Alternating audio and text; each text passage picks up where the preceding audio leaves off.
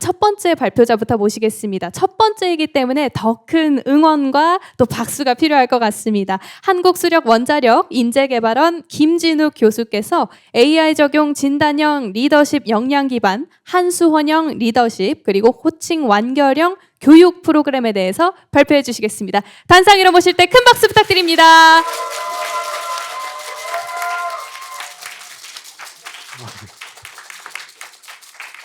네.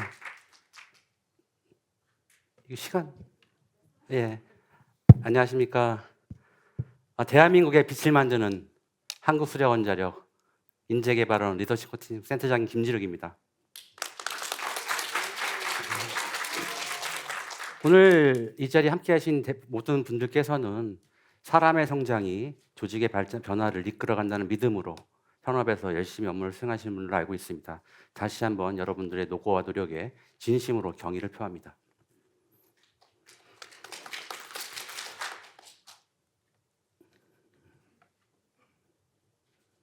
안 넘어가는데요.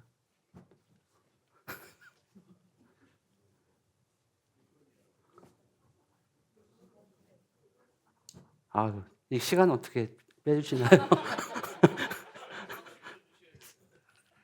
1분 주셔야 될 것 같아요. 1분. 네, 잠시 정비하는 동안 중단된 시간만큼은 추가로 전달을 드리겠습니다. 또 첫 발표라서 그런지 또 조금 더 점검하고 넘어갈 것들이 있는 것 같습니다. 잠시 준비해 주시고요. 네, 화면이 완료되는 대로 시작하도록 하겠습니다. 그 빠진 시간만큼은 체크해 주시면 감사하겠습니다. 네, 그럼 다시 하겠습니다. 어쨌든 여러분들의 요구에 진심으로 경의를 표합니다. 측정할 수 없으면 관리할 수 없고 관리할 수 없으면 개선할 수 없다는 말 많이 들어보셨을 겁니다. 저희는 이 말을 리더십에 적용을 해봤습니다. 그래서 리더십도 측정할 수 없으면 관리할 수 없고 관리할 수 없으면 개선할 수 없다라는 것을 현장에서 실천에 옮기고 있습니다. 일반적으로 역량을 측정하고 분석하고 즉시 교육에 적용하고 아마 이런 것들이 공기업은 물론 국내 많은 기업에서도 찾아보기 힘든 상황일 겁니다. 지금부터 한수원만의 리더십 이야기를 시작하겠습니다.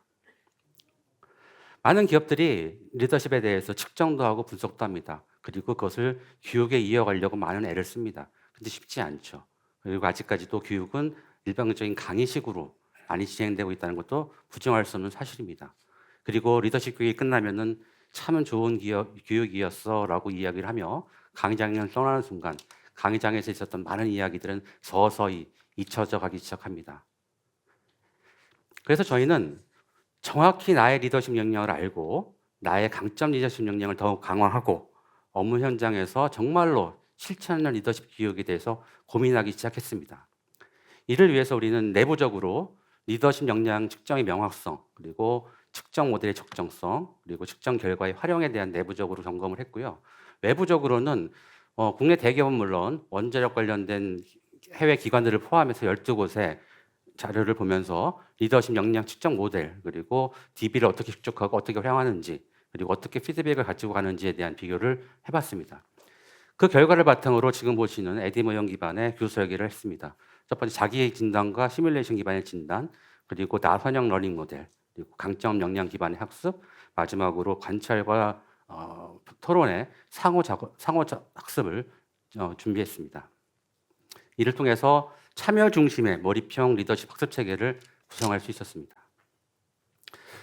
개발 체계는 간단합니다. 측정과 강화와 내재와의 세 단계의 선순환 구조를 만들었었는데요.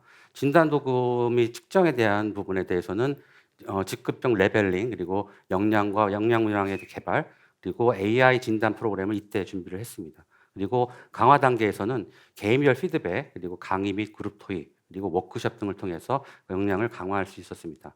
그리고 세 번째 지속적인 리더십 역량 리더십에 내재화하기 위해서 한수원에서 저희가 자체 개발한 리더십 코칭 프로그램을 준비했습니다.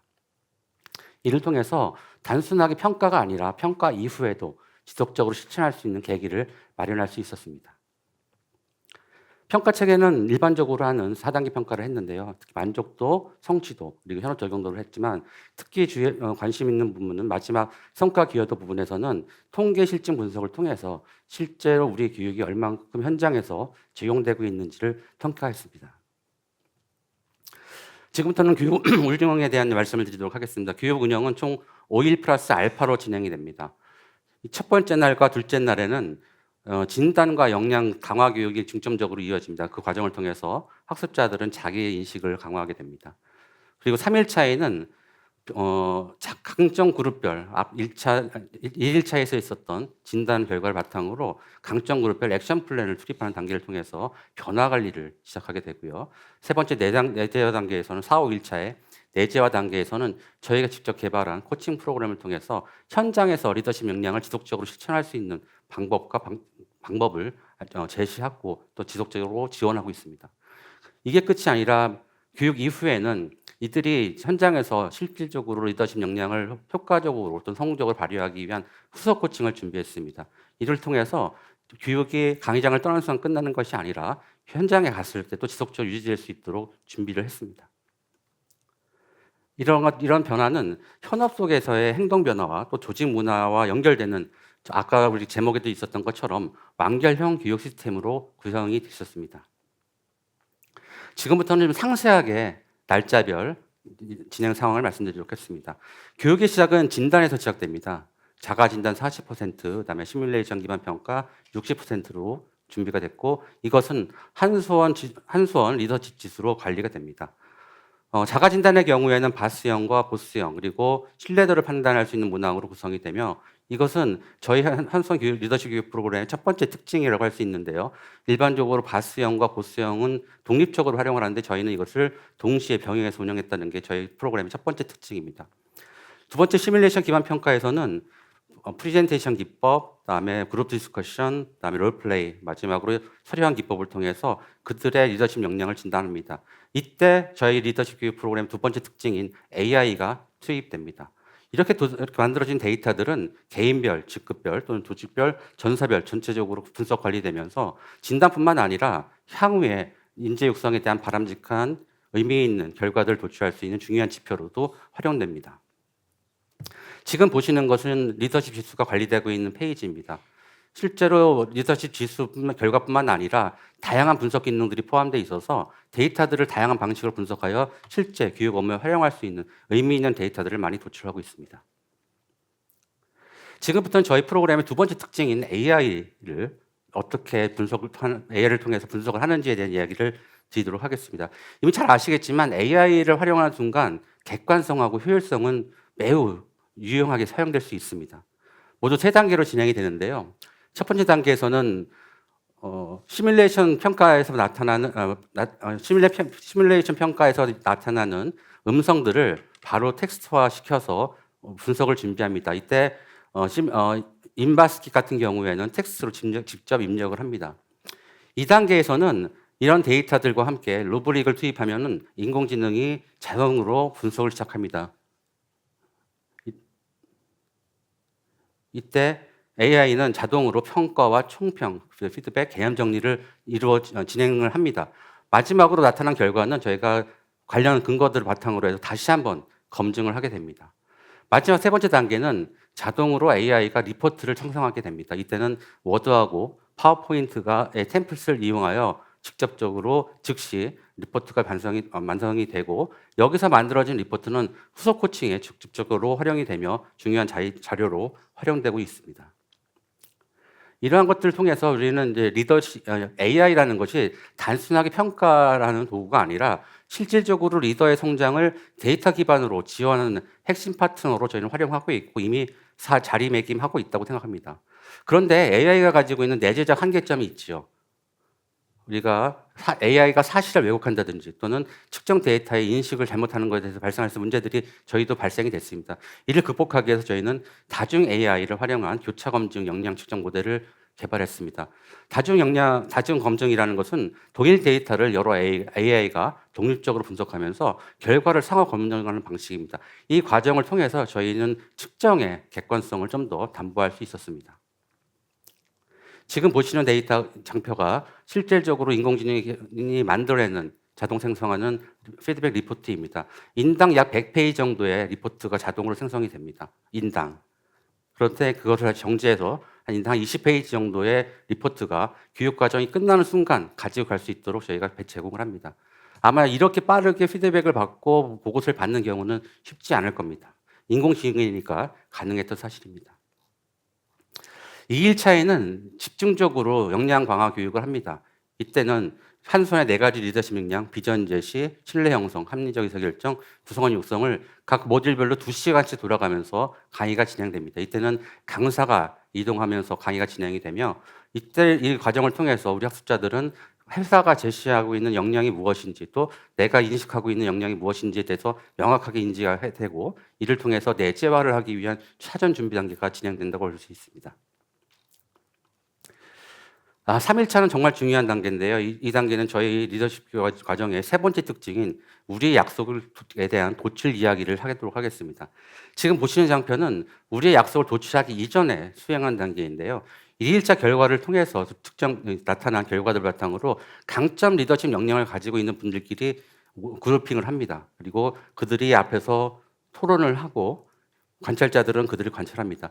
이때 어떤 내용을 토론하면 도대체 내가 어떤 강점 리더십을 가지고 있기 때문에 내가 이렇게 선정이 됐는지 또 그들이 평소에 발현하고 있는 나의 강점 리더십 역량이 무엇인지에 대해서 토론하게 되고 그 과정을 관찰자들은 관찰하면서 내가 발견하거나 또 내가 적용할 수 있는 리더십 역량들에 대해서도 같이 고민하게 됩니다.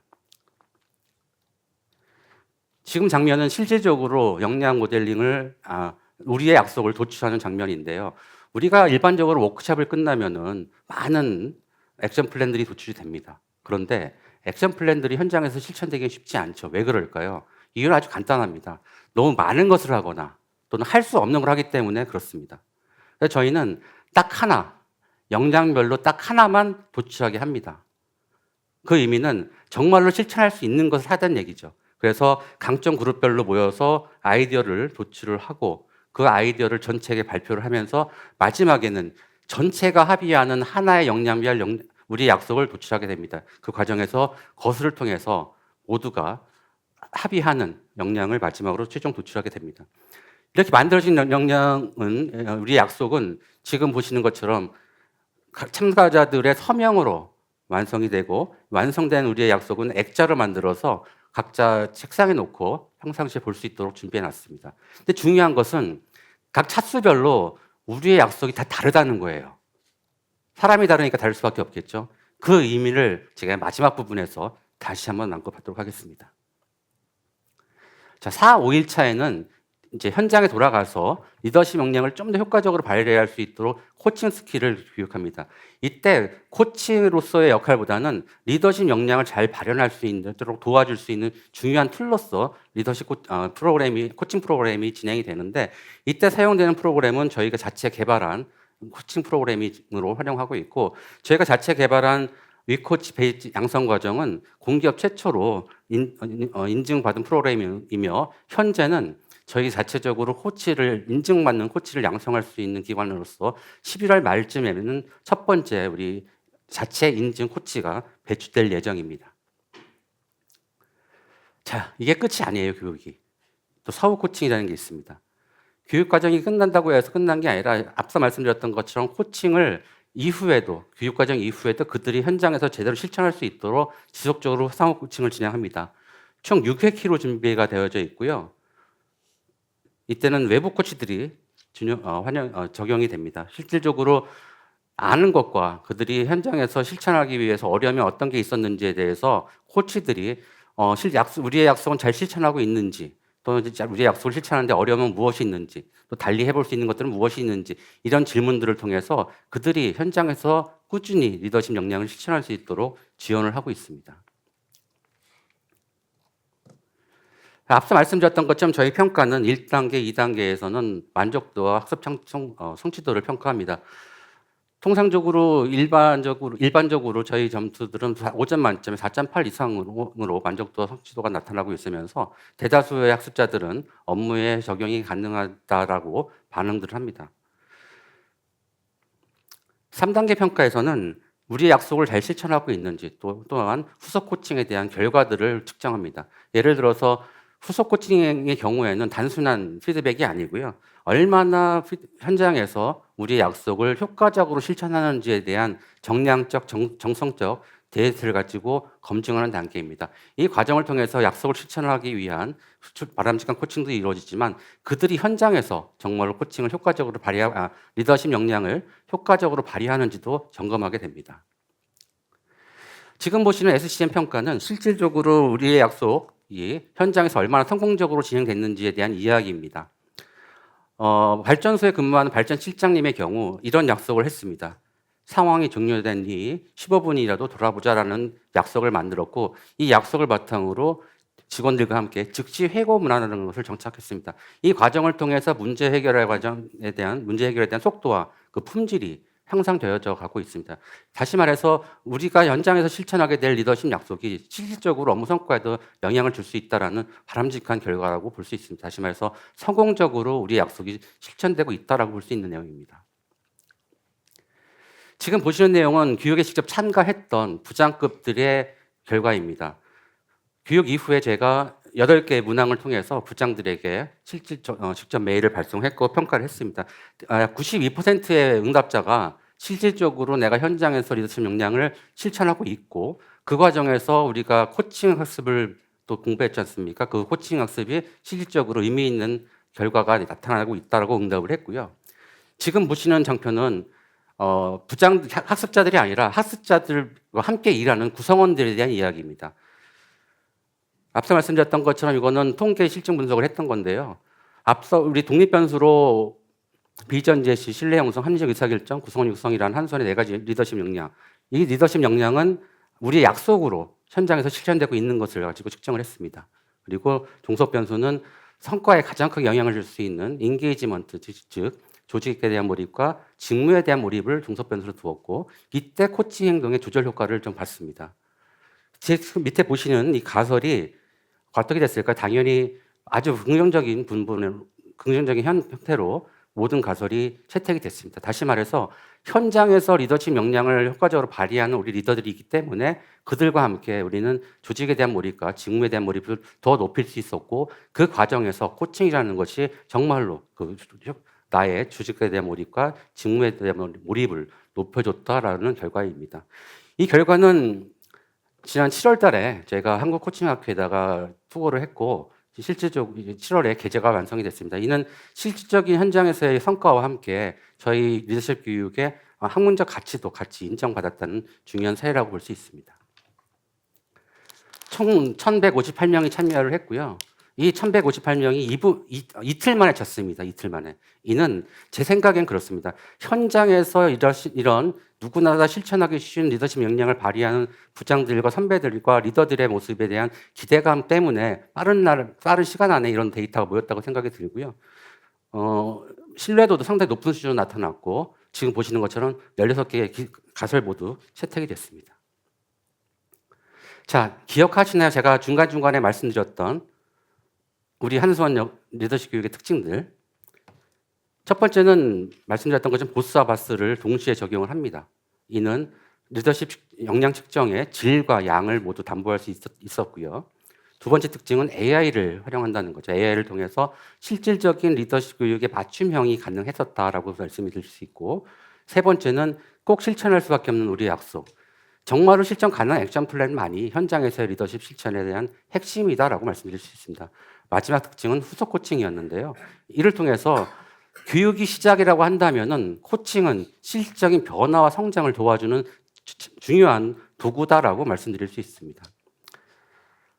지금까지 리더십 교육은 그냥 좋은 리더십 과정, 좋은 프로그램이었고 가슴 따뜻한 이야기가 아니라 보다 실질적인 리더들의 변화를 통해서 조직에 대한 실질적인 성과뿐만 아니라 바람직한 조직 문화도 만들어 가야 된다고 저는 생각을 합니다. 그 어려운 것을 저희가 지금 하고 있고요. 올해 3월 24일 날 첫 과정이 시작됐는데 10월 31일까지 총 26회에 걸쳐서 539명의 리더들이 이 과정에 참여를 했습니다. 물론 내년에도 지속이 될 거고요. 저희는 또 후속 프로그램도 잘 준비해서 내년에도 이 자리에 꼭 서도록 하겠습니다. 제가 만약에 여러분들께 내일 서울역에 12시까지 모이자고 얘기했을 때 누구는 자동차를 타고 올 것이고 누구는 기차를 타고 올 수도 있고 누구는 걸어올 수도 있습니다. 중요한 건 어떻게 오는 게 중요한 게 아니라 12시까지 서울역에 오는 거라고 생각이 들어요. 리더십 역량도 마찬가지라고 생각합니다. 각기 다른 근무 환경에서 일하는 우리 구성원들, 특히 리더들이 동일한 방식으로 리더십 역량을 발휘한다는 것은 불가능하다고 생각이 들어요. 그렇기 때문에 제가 앞서 말씀드렸던 것처럼 차수별로 리더십 역량 기반으로 하는 우리의 약속이 각기 달리 나온다고 말씀드릴 수 있는 겁니다. 지금도 한수원에서는 각기 다른 방식으로 4가지 리더십 역량이 지속적으로 발현되고 있습니다. 자, 저는 이 말씀으로 오늘 발표를 마무리하도록 하겠습니다. 리더십은 지식이 아니라 행동이어야 합니다. AI 기반 진단이 행동을 잡아주고 강점 기반 접근이 에너지를 만들며 우리 약속 행동을 실천하게 되고 후속 코칭으로 지속하게 된다라고 오늘의 이야기를 마무리하겠습니다. 그 결과 리더의 행동 변화가 팀과 조직을 바꾸고 지속 가능한 성장을 이끌어 간다고 생각을 합니다. 경청해 주셔서 감사하고요. 이렇게 제 발표를 마무리하도록 하겠습니다. 감사합니다. 네, 첫 번째 발표 수고 많으셨습니다. 리더의 성장을 가시적인 데이터 모델로 뒷받침할 수 있게 하는 프로그램에 대한 설명부터 우리의 약속이라는 강점 역량 도출, 그리고 마지막 체계적인 후속 코칭까지 설명해 주셨는데요. 이어서 심사위원들의 질의응답이 있겠습니다. 예, 제가 먼저 말씀드리겠습니다.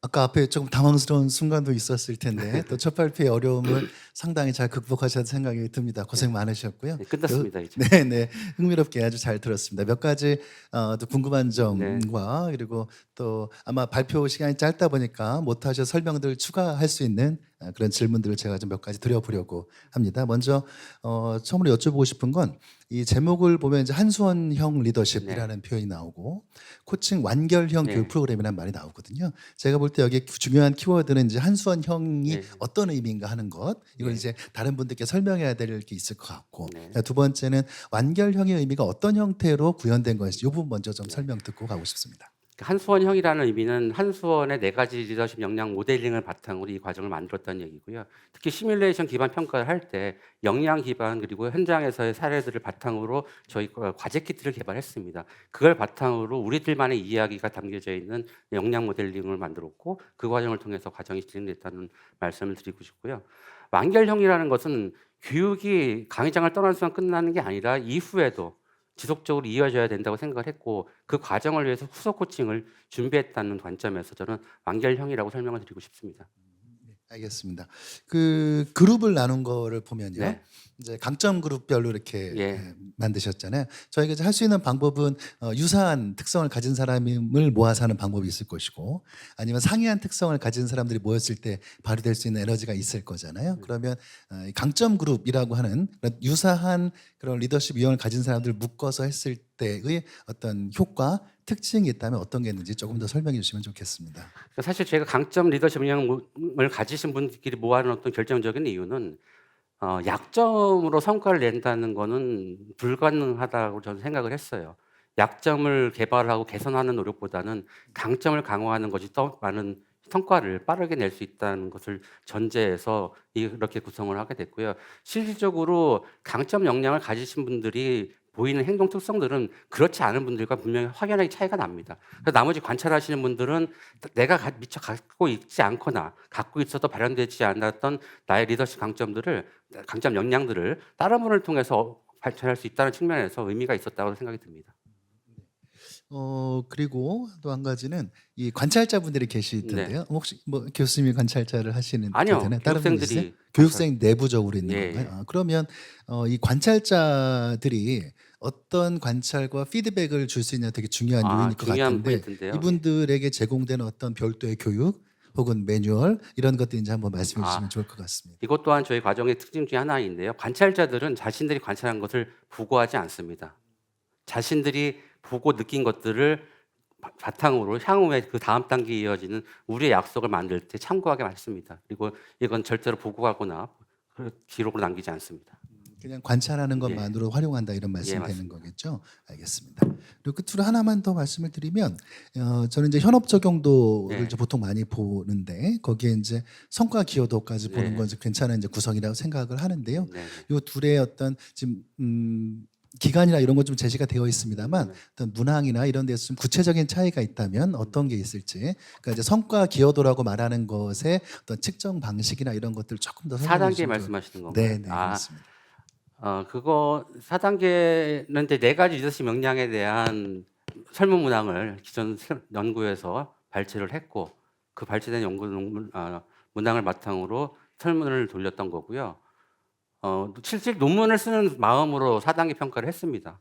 논문을 쓰기 위해서 뭐 데이터도 수집을 하고 SPSS 돌려서 분석도 하고 그 분석 결과를 바탕으로 논문을 썼고 실질적으로 이게 얼마나 그러니까 잘했냐 못했냐 얼마나 성과가 있었냐를 보는 게 아니라 실질적인 그들의 행동이 좀 더 구체적인 결과인 직무 몰입과 조직 몰입에 얼마나 영향을 줬는지가 좀 궁금했고요. 사실 이거는 뭐 보고용으로 만들었던 게 아니라 개인적으로 궁금해서 분석을 했던 건데 분석 결과가 너무 잘 나와서 제가 지금 말씀을 드렸던 거고요. 또 하나 좀 놀랐던 거는 일반적으로 분석을 하다 보면 뭐 가설들이 최소한 몇 개는 기각이 되는 현상들이 대부분인데 재미있게도 16개 모두가 다 채택이 됐다는 부분에 저는 상당히 놀랐고 이게 우리 교육 과정이 정말로 잘 구성이 됐던 거구나. 현업에 적용이 잘 되고 있구나라고 판단을 했습니다. 예, 말씀 잘 들었습니다. 고맙습니다. 네. 시간이 거의 다 된 관계로 네. 짧게 예, 질문 드리도록 하겠습니다. 일단 테크놀로지 기반 HRD 굉장히 지금 핫한 트렌드인데 한수원에서 이렇게 또 적용하셔가지고 발빠르게 적용하신 점이 굉장히 인상 깊었고요. 한 가지 제가 들으면서 궁금했던 거는 이제 리더십 진단을 할 때 이제 자가 진단 비율이 40%, 네. AI 기반 60% 이렇게 했다고 이제 말씀을 주셨는데 혹시 뭐 발표 내용이랑은 직접적인 관련은 없지만 따로 내부적으로 이 본인 진단 결과와 AI 진단 결과를 뭐 비교를 해보신다든지 이 평가 결과 간의 어떤 그런 정합성이라든지 이런 것들 혹시 뭐 나중에라도 하실 계획이 있으신지 아니면은 내부적으로 검토를 한번 해보셨는지 예, 여쭤보고 싶습니다. 이 교수님 되게 중요한 질문이시고 감사한 질문입니다. 사실 제가 말씀드렸던 거는 최초에 저희가 계획했던 것들을 말씀드리는 거고요. 하다 보니까 많은 발전들이 또 있었습니다. 제가 그건 참 다 말씀을 못 드렸는데 지금은 40대 60이 아니라 40, 20으로 비중을 좀 바꿨고요. 그 20이 인공지능에 대한 평가를 별도로 넣었습니다. 이때 인공지능의 데이터만 직접적으로 쓰는 게 아니라 휴먼 코치가 참가를 해서 그들의 진단 결과를 분석도 합니다. 그러다 보니까 실질적으로 자기 평가와 시뮬레이션 기반 평가 그리고 코치 평가가 같이 융합된 형태라고 볼 수 있고요. 지금 말씀하신 것들을 좀 반영을 해서 내년도 과정에는 좀 경합성을 좀 더 고민하는 과정을 만들도록 하겠습니다. 드려도 될까요? 전 진짜 짧게 하겠습니다. 네, 그 AI를 활용하신다 그랬는데 네. 혹시 어떤 식으로 활용했는지 사례를 하나만 들어주실 수 있나요? 어떤 식이라고 하면은 네, 뭐 이게 진단을 어떤 식으로 AI를 통해서 하셨는지 그리고 네. 혹시 전 여쭤보는 건데 이게 사실은 AI를 사용한다는 게 사실은 이 정보 보안이라는 게 되게 중요한 이슈로 좀 걸리고 있거든요. 네. 혹시 그런 것들은 어떤 식으로 지금 생각하시는지 좀. 네, 두 가지 질문을 주셨습니다. 어떻게 활용했는지하고 정보 보안 어떻게 하는지. 앞서 말씀드렸던 것처럼 저희가 시뮬레이션 기반 평가를 할 때 대부분이 음성으로 녹음이 됩니다. 녹음된 음성들을 바로 텍스트로 전환을 하고 그 텍스트를 인공지능에 투입하는 동시에 AI 로블릭도 같이 투입을 합니다. 그러면은 인공지능이 알아서 자동으로 분석을 해주는데 과거에는 하나의 AI만 활용했다면 지금 다중 AI를 쓰고 있어서 그 객관성을 더 확보하고 있고요. 정보 보안 같은 경우는 저희도 되게 민감한 부분입니다. 그래서 실질적으로 개인이 누구인지에 대한 노출은 전혀 안 되는 상태로 분석을 하고 있습니다. 그래서 저희 이름이라든지 사번이라든지 전화번호 같은 주요 데이터들은 암호화시켜서 저희만 볼 수 있게끔 활용하고 있습니다. 네, 감사합니다. 발표해 주신 김진욱 교수님께 다시 한번 큰 박수 부탁드립니다.